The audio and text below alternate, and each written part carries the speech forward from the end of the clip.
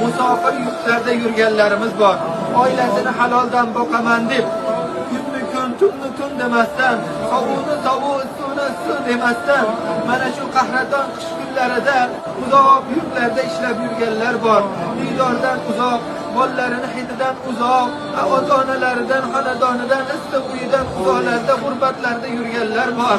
Allohim shularni hammalarini yurgan turgan joylarda samoviy aroziy baloyi ofat kulfatlardan asragin. Uning ofiyat bergin, salomatlik bergin. Musofir yurtlarda, g'urbat joylarda och nahor, sarson sargardon Allohim hasta bemor qilib qoldirib qo'ymagin. Musofir yurtlarda birovni qo'liga qaraydigan qilib qo'ymagin. Allohim ana shu musofir yurtlarda ham ibodatlarda mustahkam bo'lib, aziz bo'lib, hurmati bilan o'zingga duoda, iltijoda halol yurib, yorug' yuz bilan oilalarni bag'riga qaytishlarini nasibi muyassar qilgin.